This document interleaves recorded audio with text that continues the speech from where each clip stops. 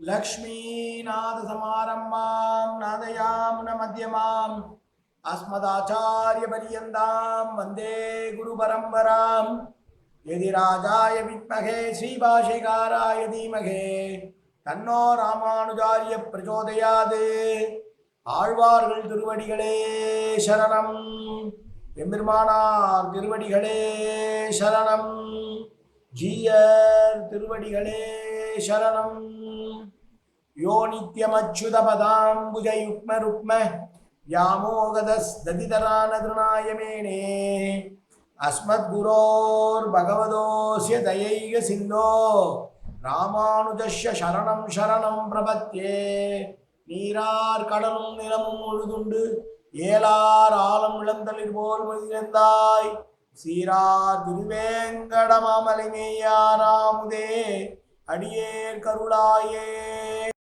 எல்லாம் வல்ல ஏழுமலையால் பெருங்கருணையால் 4000 திவ்ய பிரபந்த பாசுர பதிவேற்றங்களின் வரிசையில் இன்றைக்கு 2518வது நாள் பாசுர பதிவேற்றம். திருமங்கையாழ்வாருடைய பெரிய திருமொழியிலே 11ஆம் பத்திலே வரக்கூடிய 7ஆம் திருமொழியுடைய 3வது பாசுரம் 1067வது பெரிய திருமொழி பாசுரம். உடம்பிலே படைக்கப்பட்டிருக்கிற கண் காது மூக்கு வாய் போன்ற சகல இயந்திரங்களும் பெருமாளை பற்றி பேசுவதற்காகத்தான், கேட்பதற்காகத்தான், துதிப்பதற்காகத்தான் என்று சொல்லுகிற பாசுரங்கள். அதில் முதல் 2 பாசுரங்கள் ஞானேந்திரியம் என்று சொல்லக்கூடிய கண்ணை பற்றியும் காதை பற்றியும் பேசிய பாசுரங்கள். இந்த 3வது பாசுரம் கர்மேந்திரியம் என்று அழைக்கப்படுகிற வாயை பற்றி பேசுகிற பாசுரம். அவனை புகழ்ந்து பேசாத வாய் என்ன வாய் என்று சொல்கிறார். அவனை பற்றி பேசிய வாய் தான் பெருமை மிக்க வாய் என்று பெரியவர்கள் சொல்ல கேட்டிருக்கிறோமே. அப்படி இருக்க அவனை பற்றி பேசாத வாய் என்ன வாய் என்று கேட்கிறார் இந்த பாசுரத்திலே.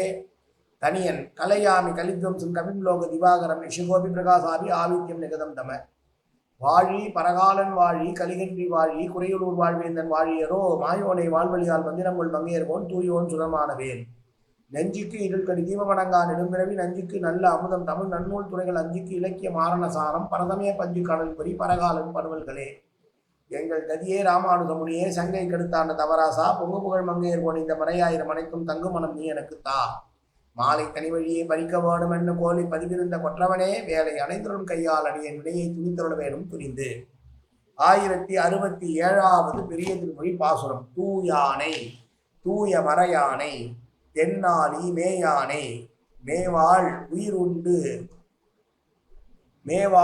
உண்டு அமுதுண்ட வாயானை மாலை வணங்கி அவன் பெருமை பேசாதார் பேச்சென்றும் பேச்சல்ல கேட்டாமே.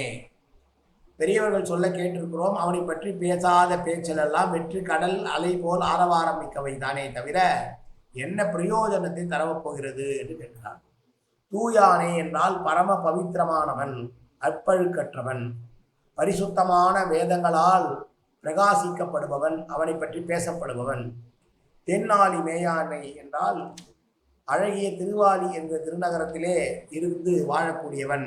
மேவாள் உயிர் உண்டு அமுது உண்டவாயினை பொருத்தமற்றவளான பூதனையினுடைய வாயை அவளுடைய முளையிலே வாய் வைத்து அவள் விஷத்தை தடவி வந்த அந்த முளையிலே வாய் வைத்து உண்டு அவளுக்கு மோட்சத்தை கொடுத்தான். உண்டது விஷம், ஆனால் அவளுக்கு மோட்சம். அதே வாயாலேயே தன்னுடைய தாயான யசோதையிடையும்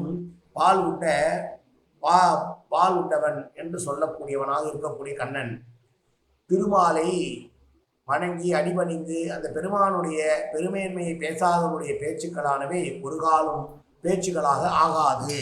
இதை நாம் பெரியவர்களிடத்தில் கேட்டிருக்கிறோம் என்று சொல்றார்.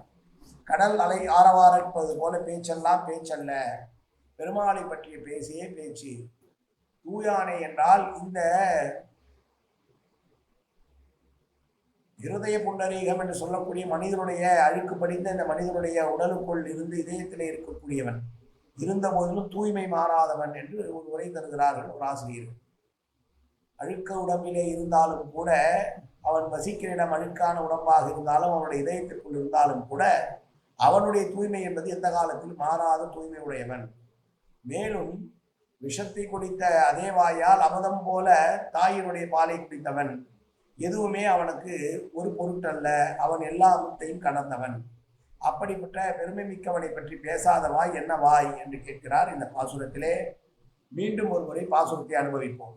தூயானை தூய மறையானை தென்னாலி மேயானை மேவாள் உயிருண்டு அமுதுண்ட வாயானை மாலை வணங்கி அவன் பெருமை பேசாதார் பேச்சென்றும் பேச்சல்ல கேட்டாமே காயேன வாச்சா மனசேந்திரியர்வா உத்யாப்தனாபா பிரகதே சுபாவாது கரோமி எந்த சகலம் பரஸ்மி ஸ்ரீமன் நாராயணா ஏதி தமத்தையாமி உடலாலும் உள்ளத்தாலும் வாக்காலும் சகல விதமான பாவங்களும் தோஷங்களும் நிறைந்ததாய் உலகத்துறை இருந்த போதிலும் அடியேன் செய்கிற நன்வினையோ தீவினையோ அத்தனையும் உன்னுடைய கவலமலர் பாதங்களில் சமர்ப்பிக்கிறேன் கண்ணா, காத்தொழுவாய் கண்ணா, ஏற்றுக்கொள்வாய் கண்ணா, எப்போதும் திருநாமம் கண்ணா கண்ணா கண்ணா என் நாளுக்கு அருள்வாய் கண்ணா.